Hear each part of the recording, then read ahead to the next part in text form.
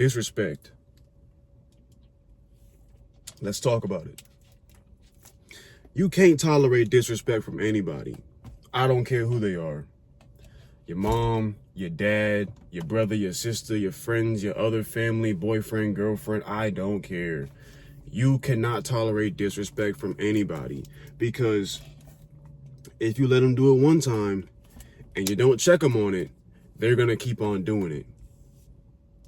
If you let somebody disrespect you and they get away with it without you confronting them, they're going to get it in their head. They're going to be like, okay, it wasn't a problem to them that I did this, so I'm going to keep on doing it.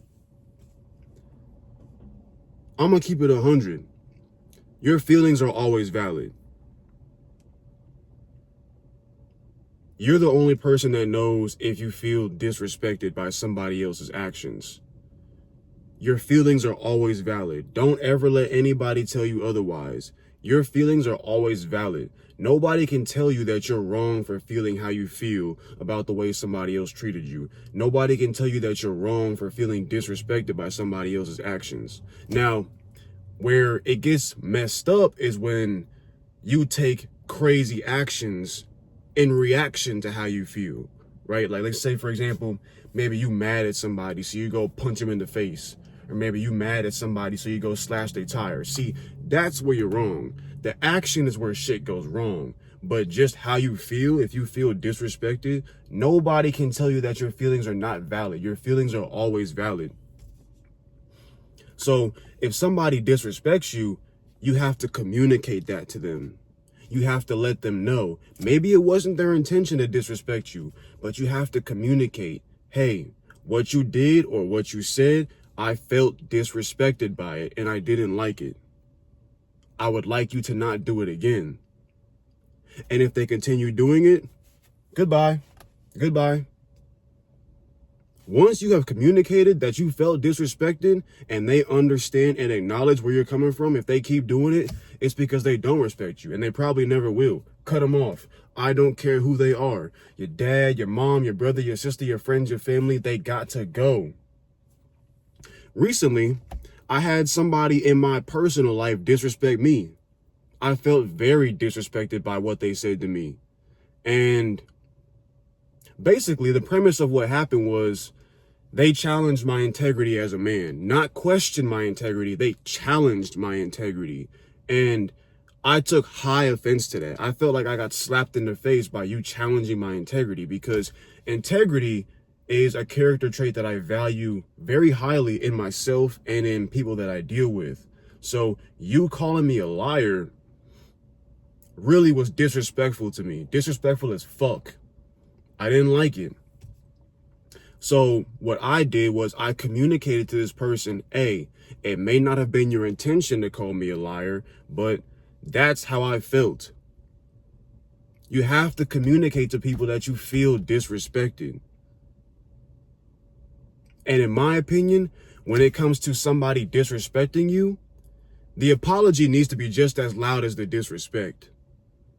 In any given situation, if somebody felt like they could confidently do something to you or say something to you and it was super bold, once you communicate the need for them to correct the situation, they need to be able to apologize for their actions just as boldly and loudly as they were willing to disrespect you. Facts.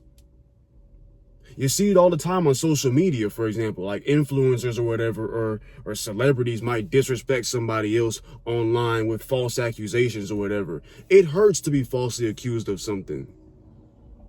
If you're able to go online and openly post false accusations about somebody else, but then they can prove their innocence, you need to be able to use your platform in the same way you were using it to tear them down, be able to just as openly and publicly admit that you were wrong. But a lot of people can't do that. A lot of people, when you tell them that you feel disrespected or like they crossed your boundary, a lot of them refuse to give an apology. A lot of them refuse to admit their wrongdoing. Oh, you're doing too much. I didn't even mean it like that. Cap, fuck all the bullshit. It doesn't matter how you meant it. What matters is how I received it. You might have called somebody a liar, and to you, it was you called them a liar because you thought they were lying. But to that person who wasn't a liar, that was extremely disrespectful. A lot of times, people are disrespectful to others and cross boundaries without even realizing that they're being disrespectful.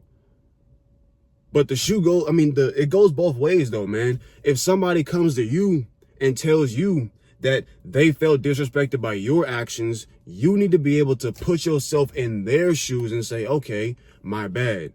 I appreciate you communicating that with me, and it's not going to happen again. And while we're on the topic of talking about disrespect and boundaries and all that stuff, man, let's talk about relationships too. I'm about to turn the AC on because it's getting hot up in here. Hopefully that AC isn't so loud that y'all can't hear me anymore. But anyway, let's get back to the topic, talking about establishing boundaries. When I say establishing boundaries, I'm specifically talking about relationships like with friends or romantic relationships, because in the beginning of a romantic relationship, you gotta establish boundaries. Because this person, y'all are new to being in a relationship together. Y'all are learning each other. Y'all are learning each other's wants and needs, likes and dislikes, all that kind of stuff. They don't know everything about you. So you got to communicate up front that, hey, there are certain things that I don't like. And if you do them, it's going to be an issue for me. I'm telling you, I've had from my own experience, a couple relationships where boundaries were not established in the beginning, and it led to a whole lot of problems later on. Just an example, not saying this actually happened to me, but this is a pretty common example in plenty of relationships. Like, a girl wants to go out to the club and she's dressed with very minimal, very revealing clothing on, and the dude has a problem with it, right? That's because he has a boundary where he feels uncomfortable or disrespected by his woman going out in public a certain way. Stuff like that needs to be communicated up front in the beginning of the relationship. It's as simple as that, because once you establish that boundary and both parties can acknowledge that the boundary exists, if the boundary is crossed after both parties have acknowledged the boundary's existence, it's just straight disrespect. Facts. And a lot of times people will try to shame you for feeling disrespected or feeling the way that you did. Oh, you're insecure. Oh, you're doing too much. Why are you being so sensitive? No. People would love to try to blame you for the conflict rather than just admit their own fault and their own wrongdoing in the conflict that happened. I hate that shit, bro. Oh, I didn't mean it that way. That's just how you took it. Oh, you're just saying that just because you're insecure. Like, stop. People need to realize that just because you didn't mean something a certain way doesn't mean another individual didn't take it a way that was offensive. It's just like the previous example where I was talking about my integrity got challenged by somebody else. When I called you out on the disrespect, rather than understanding your own part that you took in making the conflict happen, it's like, oh, I never directly called you a liar. You just twisted my words to make it sound like that. That's how you took it. No, that's how it came across. Your message came across as incredibly disrespectful. So why are you dodging accountability for what you said? Why can't you admit your own part in the conflict? Not completely blaming everything on you, but what you said was definitely part of the reason why this conflict existed. It's like people just love to dodge accountability. People always love to just be out here taking action against or towards other people, but never want to take accountability for the way that action may have been interpreted by the other person. I don't get that shit, man. I really don't get that shit. And I'm gonna keep it 100. Life is a solo journey.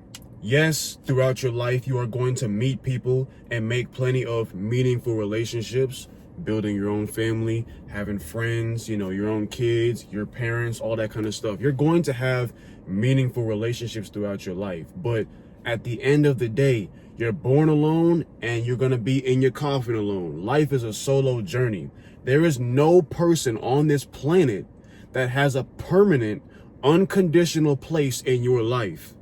If somebody is disrespecting you repeatedly, I don't care what your relationship to them is, they can get the fuck on. Mom, dad, brother, sister, childhood friend of 16 years, wife, husband, child, I don't care. Just because of what we've gone through in the past or what our relationship is does not guarantee you a permanent place in my life. Anybody can get the fuck on. Because if having you in my life means I have to tolerate and put up with disrespect and bullshit, I'm not having it. You can get the fuck on. That's the end of the video. Never tolerate disrespect. Know yourself, know your worth. You're better than that. You deserve better treatment than that. You don't have to put up with that bullshit. Y'all have a good rest of your day.